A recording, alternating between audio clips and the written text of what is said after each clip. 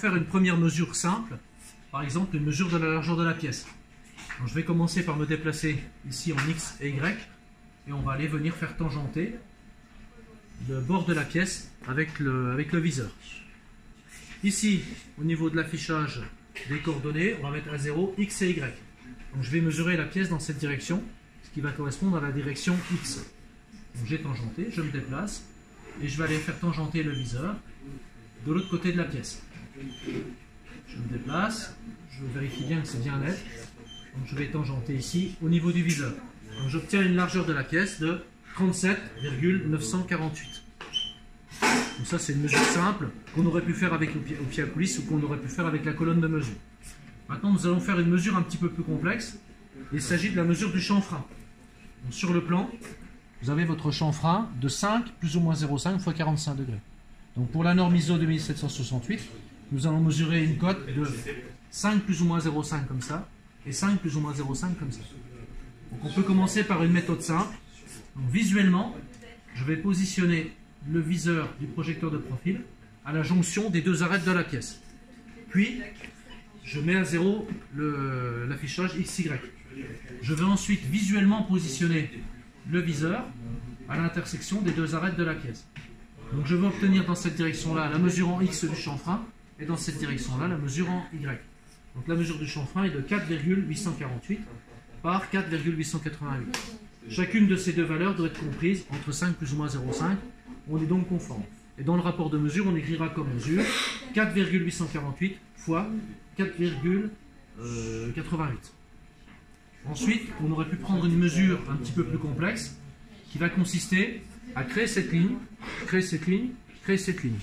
Puis nous allons construire l'intersection des deux droites pour faire ce point, construire l'intersection de ces deux droites pour faire ce point. Donc je vais le faire. Donc, la première chose que je vais capter sur l'appareil, c'est une ligne. Donc sur le pupitre, j'appuie sur le bouton ligne. Ensuite, avec le centre du viseur, je vais aller prendre des points régulièrement répartis sur la ligne. Pour ça, je vais utiliser la pédale qui est en dessous. Cette partie de la pédale permet de prendre des points. La partie droite de la pédale permet de finir les points. Ça correspond aux touches du clavier. Donc la partie large de la pédale correspond à la touche entrée. La partie grise ici et petite correspond à la touche finish. Donc je vais prendre les premiers points. Donc là, le viseur permet de prendre le premier point. Je clique ici pour prendre un premier point.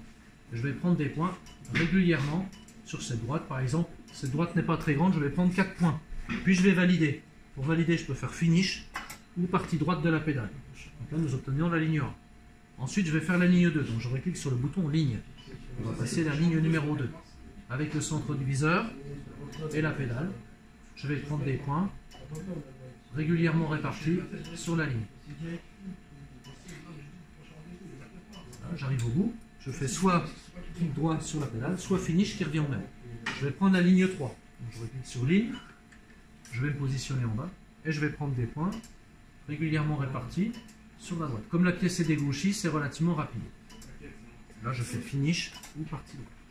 Je reviens pour montrer ce que nous allons faire. Je vais créer un premier point qui va s'appeler le point 1 à l'intersection entre cette droite et cette droite, donc entre la droite 1 et la droite 2. Pour ça, je vais cliquer sur point. Je clique sur point et avec le clavier, je me déplace. Je vais faire Enter sur la ligne 1. Enter sur la ligne 2, et je fais finish. Donc à partir de deux droites non parallèles, la machine va calculer le point 1 à l'intersection des deux droites. Je vais faire la même chose entre la ligne 2 et la ligne 3. Donc je vais créer un point qui va être entre la ligne 3 et la ligne 2. J'obtiens les points numérotés 4 et 5. Je vais demander le calcul de la distance. Donc ici j'appuie sur distance entre le point 5, Enter, et le point 4, finish.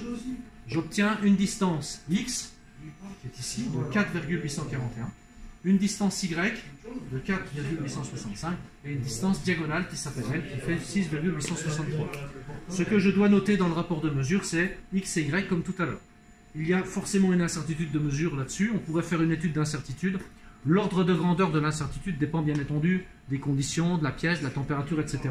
Mais on peut considérer qu'on a une incertitude de mesure globale de l'ordre de plus ou moins 4 centièmes à 5 centièmes de millimètre, un peu comme un pied à coulisse.